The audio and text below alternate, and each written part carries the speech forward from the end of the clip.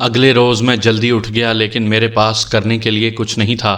11 بجے ولف دفتر آیا تو میں نے پیڈ اٹھایا اور اس کی ہدایات کا انتظار کرنے لگا۔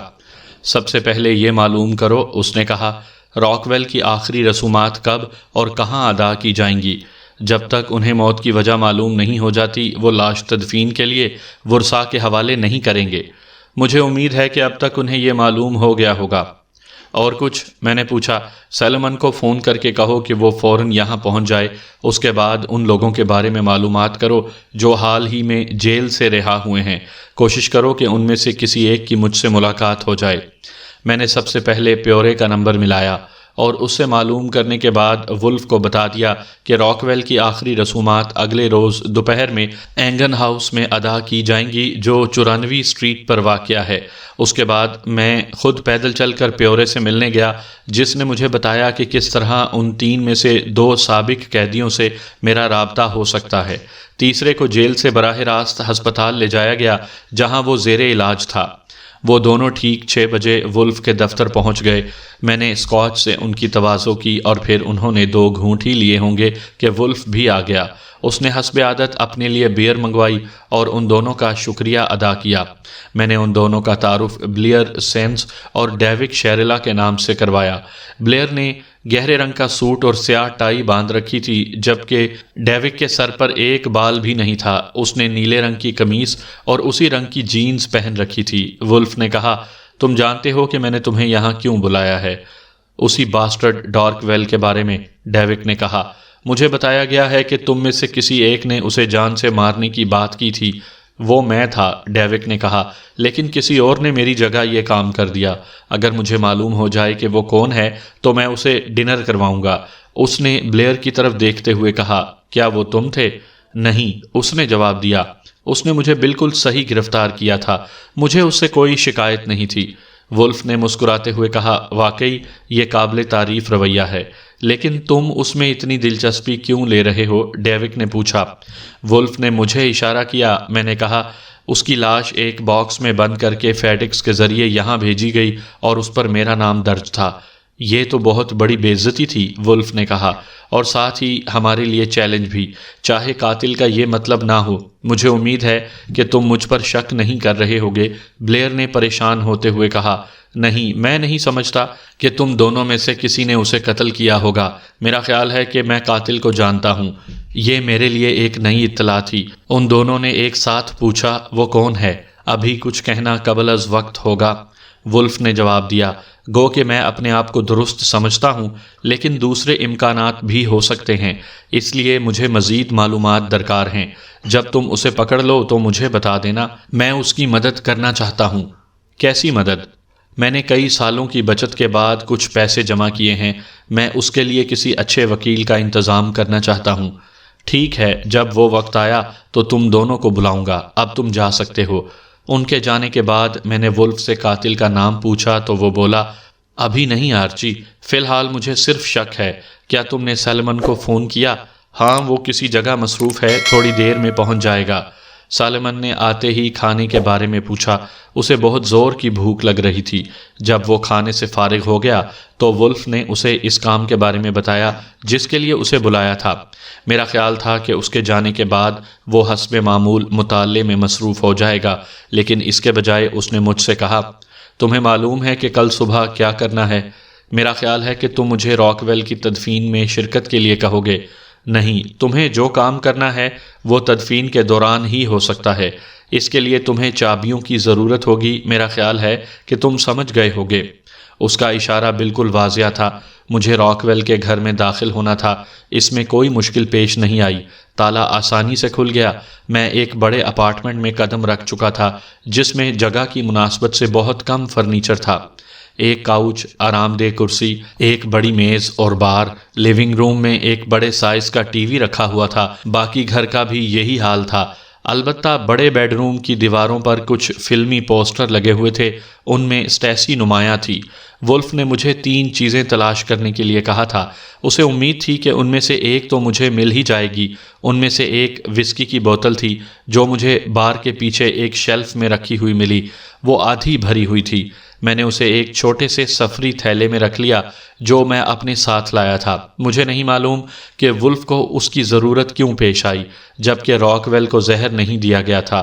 اس کی فہرست میں دوسرا نام شیشے کے ٹوٹے ہوئے گلاس کا تھا جو مجھے کہیں نہیں ملا، جبکہ میں نے کچرے کے ڈبے میں بھی دیکھ لیا۔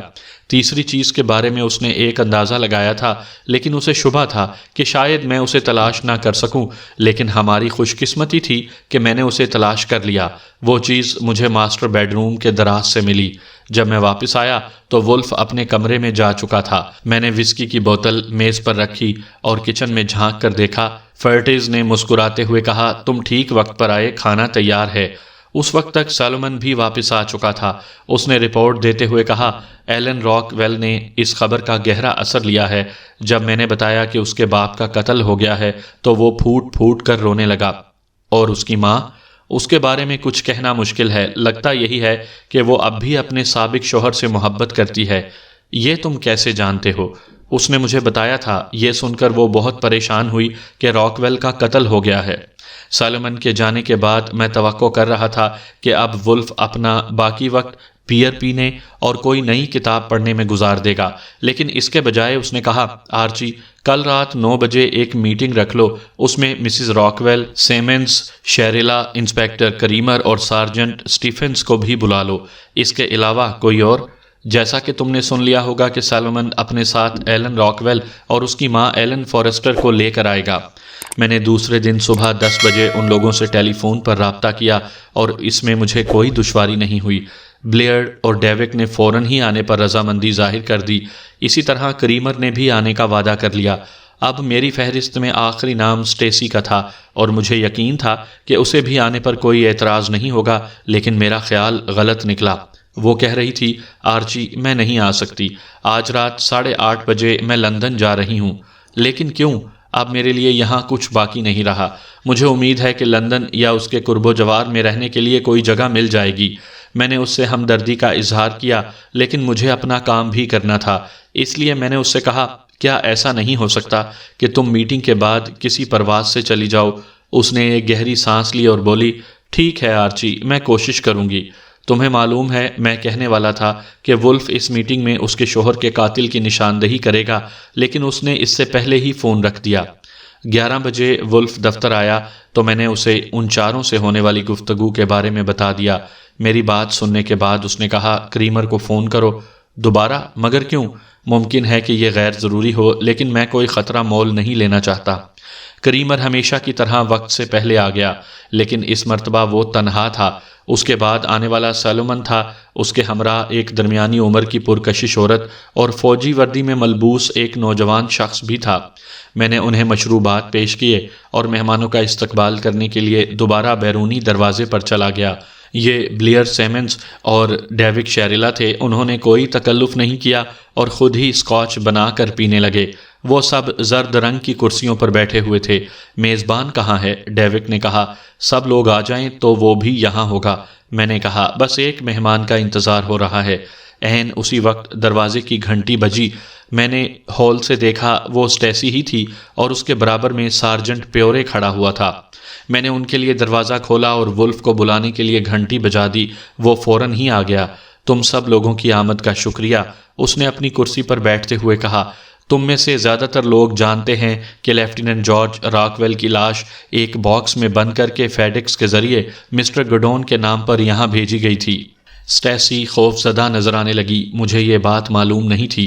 ٹھیک ہے، اب تو معلوم ہو گئی، ولف نے جواب دیا۔ میں بڑی سنجیدگی سے قاتل کو تلاش کر رہا تھا۔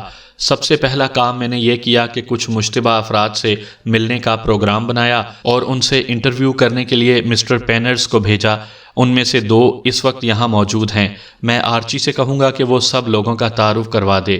تعارف کا مرحلہ ختم ہوا تو اس نے دوبارہ بولنا شروع کیا۔ میں نے ایک نظریہ قائم کیا تھا کہ یہ قتل کس طرح ہوا ہوگا، لیکن وہ محض ایک نظریہ ہی تھا۔ پھر وہ کریمر سے مخاطب ہوتے ہوئے بولا، کیا میڈیکل ایگزامینر نے تصدیق کر دی کہ یہ قتل کس طرح کیا گیا؟ ہاں، تمہارا خیال درست تھا۔ اب ہم اس کے مقصد اور طریقے پر بات کرتے ہیں۔ اس میں محرک کی کمی محسوس ہو رہی تھی کہ آرچی کی کوشش سے اس کا بھی پتہ چل گیا۔ کافی تمہید ہو گئی۔ کریمر نے چڑچڑے پن سے کہا، اب اصلی بات بتاؤ۔ وولف نے بیئر کا گھونٹ لینے کے بعد دراز کھول کر رائی وسکی کی بوتل نکالی اور اسے میز پر رکھ دیا۔ پھر اس نے وہ چیزیں مانگی جو مجھے راک ویل کے اپارٹمنٹ سے ملی تھیں، گو کہ سیلمن کی معرفت راک ویل کی دوسری بیوی یہ بیان دینے پر تیار ہو گئی تھی کہ وہ یہ چیزیں وولف کو دینے کے لیے لائی تھی تاکہ ہم پر نقب زنی اور راک ویل کے گھر میں داخل ہونے کا الزام نہ آئے۔ میں نے وہ کاغذ کا تھیلا وولف کو دے دیا۔ اس نے دوبارہ کہنا شروع کیا، جب نیو یارک کے میڈیکل ایگزامینر نے راک ویل کی لاش کا معائنہ کیا تو معلوم ہوا کہ اس کی آنتیں بری طرح کٹی ہوئی تھیں، جس کی وجہ سے خون تیزی سے بہا اور اس کی موت واقع ہو گئی۔ یہ سنتے ہی دونوں خواتین یعنی راک ویل کی دوسری بیوی ایلن اور سٹیسی نے رونا شروع کر دیا۔ وولف کا منہ بن گیا۔ اس نے گلاس میں موجود بیئر ختم کی اور بولا، کیا تم دونوں اپنے آپ پر قابو نہیں رکھ سکتی؟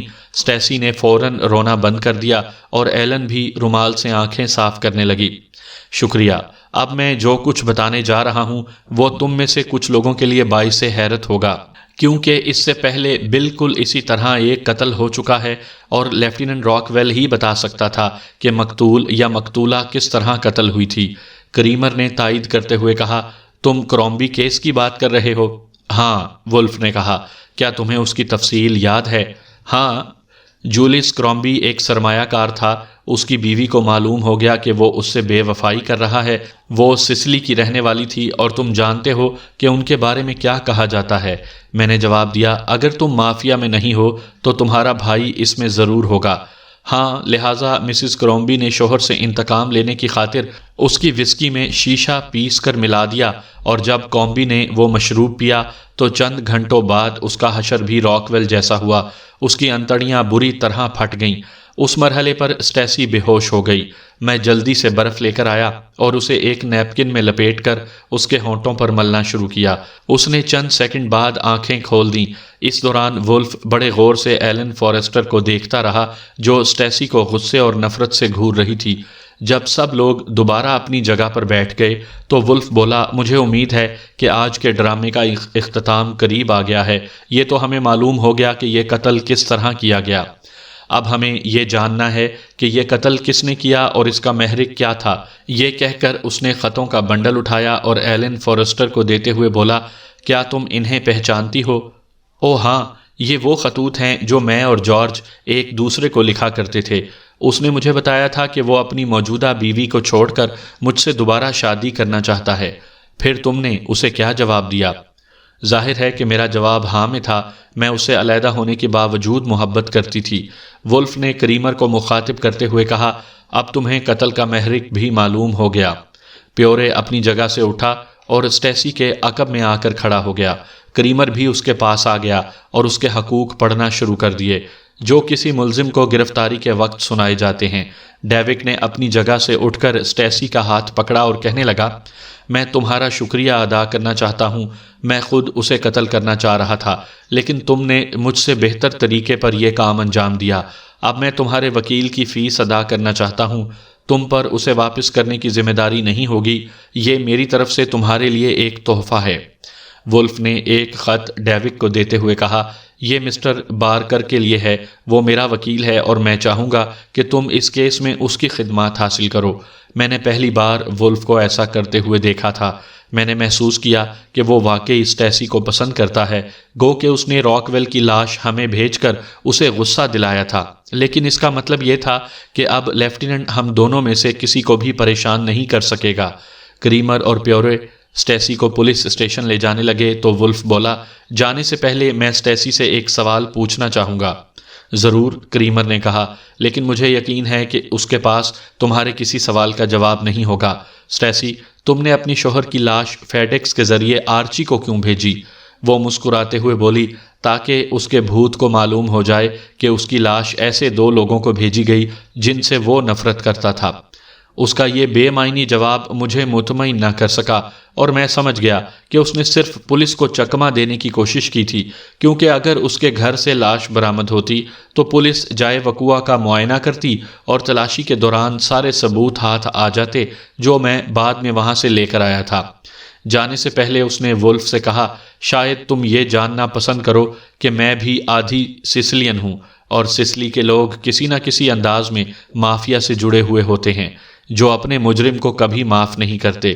راک ویل نے مجھے دھوکہ دیا، وہ اسی سزا کا مستحق تھا۔